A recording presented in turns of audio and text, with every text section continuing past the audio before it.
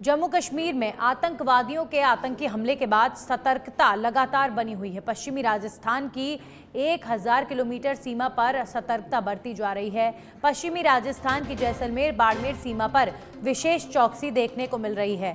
दो आईजी की आपसी समन्वय की तस्वीर भी सामने आई है। रेंज आईजी विकास कुमार और बीएसएफ आईजी एमएल गर्ग की आपसी समन्वय की तस्वीर आई सामने। दोनों अधिकारियों ने अपने अपने अनुभव और जिम्मेदारियों के आधार पर सीमा क्षेत्र का दौरा किया है। बीएसएफ आईजी एमएल गर्ग लगातार समीक्षा कर रहे हैं जो बॉर्डर क्षेत्र है वहां का। अपने डायरेक्शन में आने वाले सभी जिलों में बीएसएफ के अधिकारियों से उन्होंने फीडबैक भी लिया है। उधर आईजी विकास कुमार ने जैसलमेर बाड़मेर के अलावा गुजरात की सीमा से सटे जिलों में भी फीडबैक लिया है। गुजरात से सटी पाकिस्तान की सीमा को ध्यान में रखकर हर तरह से सतर्कता बढ़ती जा रही है। वहीं सिरोही और जालोर सटा है गुजरात की सीमा से। गुप्तचर और सुरक्षा एजेंसियों की ओर से पूरी तरह से चौकसी बढ़ती जा रही है। जमवारामगढ़ से खबर आ रही है। बाघ ST-24 से जुड़ी ये खबर। पिछले 3 दिनों से रायपुर नाका में बाघ ST-24 ने डेरा डाला हुआ है। रायसर रेंज क्षेत्र नाका रायपुर के घोरेट में मिले हैं बाघ के पगमार्क। जमवारामगढ़ में बाघ ST-24 की उपस्थिति को अगस्त महीने में 3 वर्ष पूरे हो जाएंगे। तो सबसे पहले 24 अगस्त 2022 में बाघ की जमवारामगढ़ के साउ में होने की पुष्टि हुई थी। फिर सरिस्का और जयपुर रूरल टीमें अब मॉनिटरिंग कर रही हैं।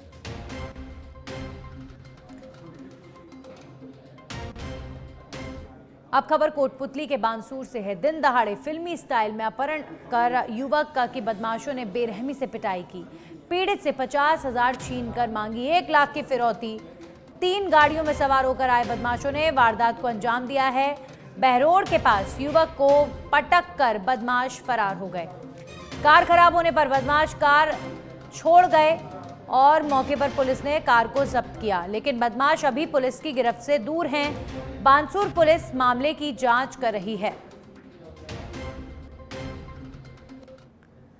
जयपुर के चाकसू से खबर आ रही है। पेयजल संकट से परेशान लोगों का फूटा गुस्सा। ग्रामीणों ने सड़क पर उतरकर रोष जताया है। स्टेट हाईवे जाम कर विरोध जताया। सूचना पर पुलिस और अधिकारी मौके पर पहुंचे। अधिकारियों ने समझाइश कर मामला शांत करवाया है। कोट खापदा के रूपा हेड़ी कला गांव का ये मामला बताया जा रहा है। और अब खबर पाली के सोजत से है। स्टेट हाईवे पर अनियंत्रित होकर पलटी कार। हादसे में कार सवार 2 महिला समेत 3 लोग घायल हुए हैं। ग्रामीणों ने कड़ी मशक्कत कर कार से लोगों को बाहर निकाला है। वहीं घायलों को सोजत राजकीय अस्पताल में भर्ती करवाया गया है। सोजत के स्टेट हाईवे 58 बरियाला सरहद की ये घटना बताई जा रही है।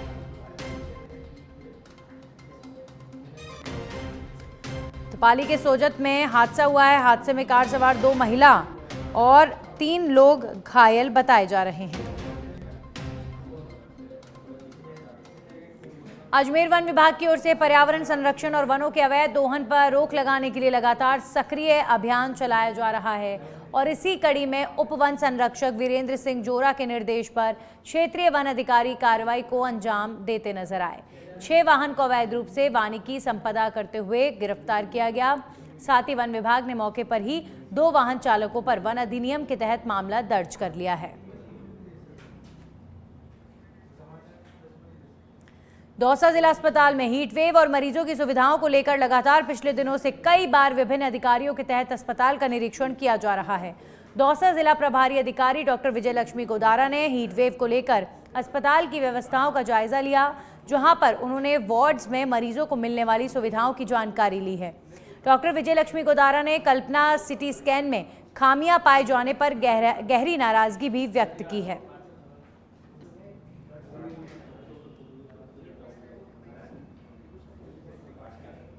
हम लोग पहले यहाँ पे 20 तारीख को विजिट करी और जब हमें को कुछ चीज़ें लगी थी कमी, हमने उनके लिए डायरेक्शंस दिए थे। पीएमओ साहब ने उस पर काम भी करवाया। जैसे साफ़ सफाई में थोड़ी हमें ज़्यादा लग रहा था कि होना चाहिए। कुछ जगह के पंखे और कूलर नहीं चल रहे थे। एक जगह ऐसे भी नहीं चल रहा था। तो आज तो हमें चालू हालत में मिले हैं और हमने आगे के लिए बोला कि अगर ये चालू कर रहे हैं तो इनको आगे आप मॉनिटर करते रहें और ये व्यवस्थाएँ बनी रहें, क्योंकि एक आधा ऐसी अभी भी ख़राब है, उसको सही कराएँगे तो अभी हमने उनको बोल दिया है। ऑक्सीजन प्लांट के लिए भी हमारा था कि हम उसको जाके देखेंगे। उस दिन हमने सिर्फ पूछा था, आज उसको वेरीफाई करा है तो दोनों ऑक्सीजन प्लांट चल रहा है। जो एक नहीं चल रहा है उसके लिए भी अभी हम देखेंगे कि क्या हो सकता है। उसका शायद हायर लेवल पे कोई इशू है इनके। वहीं दौसा जिला अस्पताल में मुख्यमंत्री भजनलाल सरकार की अहम योजना मिशन मधुहारी टाइप 1 डायबिटीज क्लिनिक का उद्घाटन हुआ है। डॉक्टर ज्योति मीणा का कहना है कि राजस्थान के मुख्यमंत्री भजनलाल सरकार में बजट के अंदर सभी राजस्थान के जिला और सब जिला अस्पतालों में मधुहारी मिशन क्लिनिक का शुभारंभ हुआ है। इसी के तहत दौसा जिले में जिला अस्पताल में मधुहारी क्लिनिक का शुभारंभ हुआ है और इस मधुहारी मिशन योजना के तहत डायबिटीज के टाइप 1 के मरीजों को ये सुविधा मिलेगी।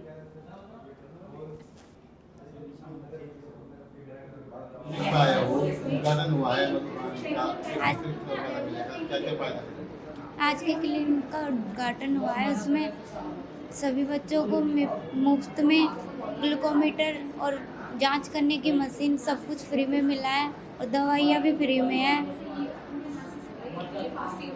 क्या फायदा मिलेगा आपको?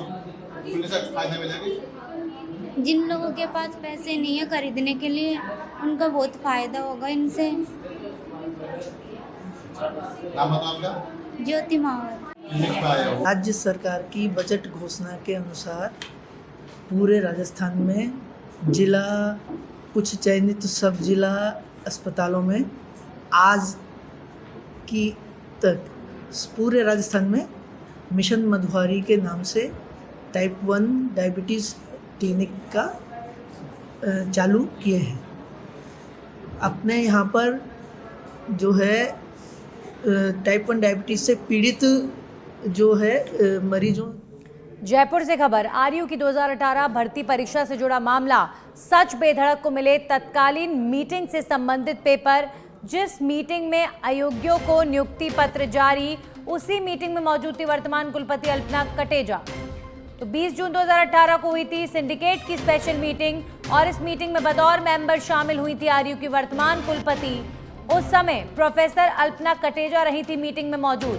तो उस समय स्पेशल मीटिंग में जारी हुए थे 8 लोगों के नियुक्ति पत्र। इस मीटिंग में ही हुआ था ऐसे 2 का नियुक्ति पत्र जारी जो इस पद के लिए योग्य ही नहीं थे। उन 2 लोगों को बाद में केसी वर्मा की रिपोर्ट में अयोग्य पाया गया था।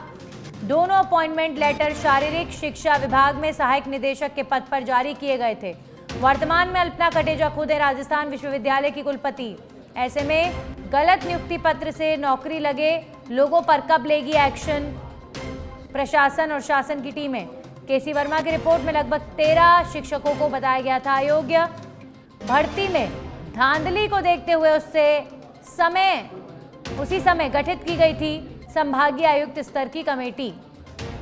तो खुद तत्काल संभागीय आयुक्त केसी वर्मा थे कमेटी के अध्यक्ष।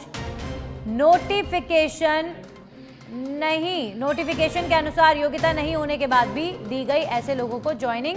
हमारे सहयोगी कुणाल जुड़ चुके हैं इस खबर पर ज्यादा जानकारी के साथ। कुणाल, अयोग्य शिक्षकों की भर्ती का ये मामला है, फिलहाल क्या ताजा अपडेट इस खबर में?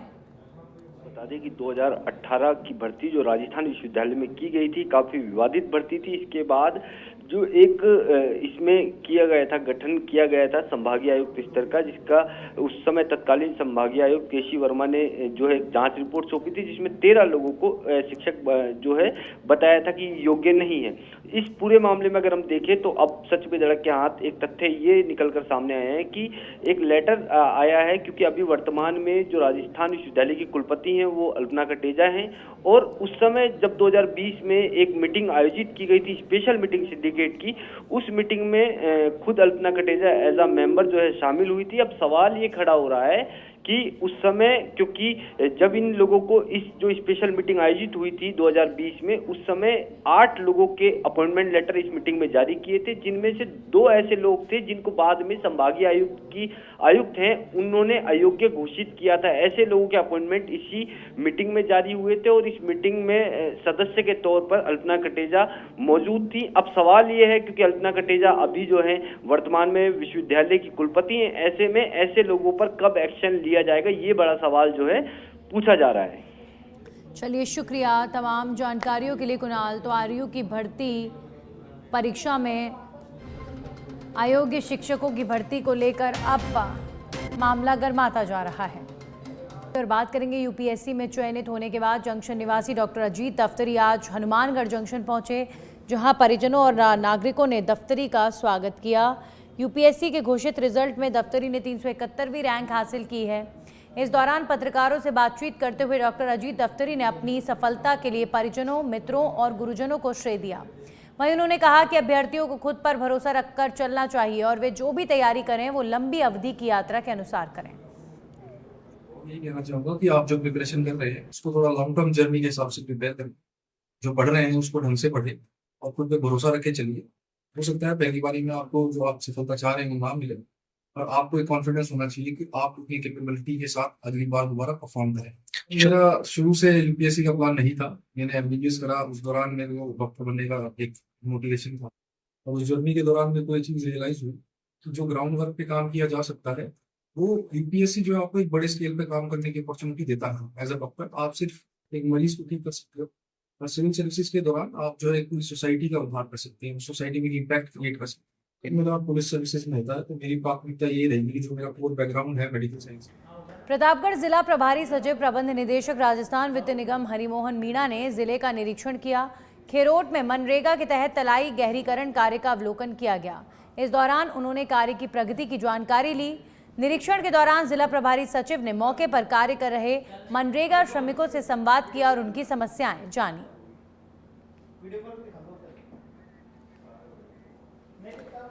झुंझुनू जिले के मंडरेला कस्बे में चाय की थड़ी के आगे लगे पत्थर को तोड़ने पर हुई कहासुनी के बाद एक बुजुर्ग की हत्या कर दी गई। सूचना पर पहुंची पुलिस ने शव का मेडिकल बोर्ड से पोस्टमार्टम कराकर शव परिजनों को सौंप दिया है। पुलिस ने मामले की जांच करते हुए आरोपी को गिरफ्तार कर लिया है। दिनांक 24 को मेडिकल अस्पताल से सूचना प्राप्त हुई थी कि कस्बा मंडरेला के रहने वाले सरवन गुर्जर की मारपीट हुई है। उसके साथ में मेडिकल हॉस्पिटल में आया था, उसका मौत हो गई।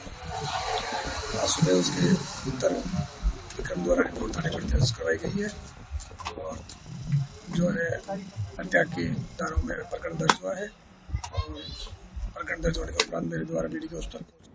झालावाड़ जिले के डग कस्बे में फोटोग्राफर युवक की गोली मारकर हत्या करने का मामला सामने आया है। संगठनों ने मृतक के परिवार को मुआवजा, बदमाशों के घर तोड़ने और बदमाशों के खिलाफ कड़ी कार्रवाई करने की मांग पर सहमति बन गई है। वहीं सहमति बनने के बाद ग्रामीण शव के अंतिम संस्कार के लिए मान गए।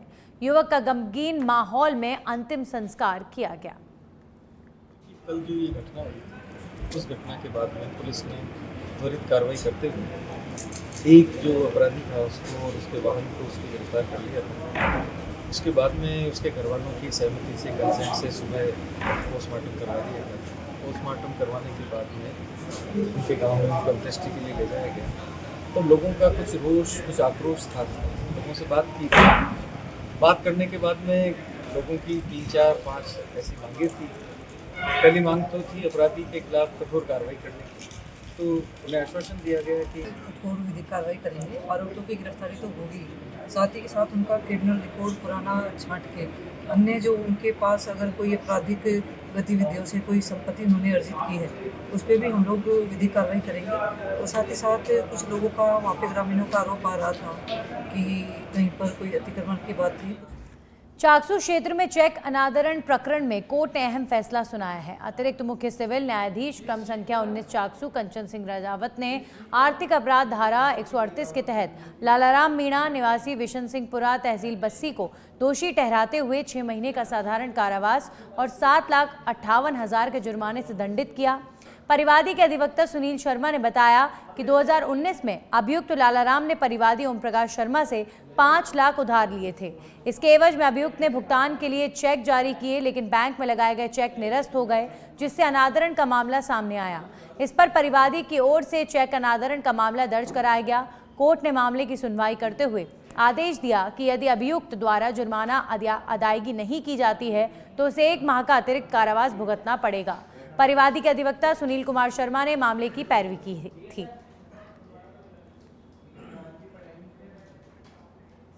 करौली विधानसभा क्षेत्र के दौरान उप तहसील शेरपुर सीएचसी अस्पताल का करौली विधायक दर्शन सिंह गुर्जर ने निरीक्षण किया और नवनिर्मित सीएचसी बिल्डिंग कार्य को जल्द शुरू कराने के लिए सीएमएचओ दिनेश चंद मीणा और अधिकारियों को दिशा निर्देश दिए। साथ ही ग्रामीणों ने साफा और माला पहनाकर स्वागत भी किया। इस दौरान पूर्व जिला शिक्षा अधिकारी ताराचंद बाबू सिंह, भरतलाल, भाजपा खेड़ा जमालपुर मंडल महामंत्री राम प्रकाश डागुर, एबीवीपी जिला संयोजक योगेंद्र डागुर, जीएसएस अध्यक्ष लाखन सिंह समेत अन्य मौजूद रहे। चूरू से बड़ी खबर, अवैध अफीम के खिलाफ पुलिस की कार्रवाई। अफीम तस्करी का आरोपी गिरफ्तार हुआ है। आरोपी 8 महीने से चल रहा था फरार। सदर थाना पुलिस ने इस कार्रवाई को अंजाम देते हुए आरोपी को अफीम तस्करी के मामले में गिरफ्तार किया है और अब पूछताछ की जा रही है।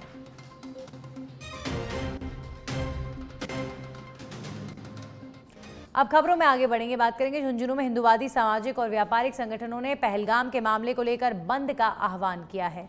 बाजार बंद को मुस्लिम संगठनों ने भी अपना समर्थन दिया। वहीं ईदगाह के पास मक्का मस्जिद में जुम्मे की नमाज के बाद शहर के मुस्लिम और जनवादी संगठनों के प्रतिनिधियों की बैठक आयोजित हुई। सभी ने पहलगाम की घटना की निंदा की और कहा कि इस तरह का हमला करना बेहद निंदनीय है।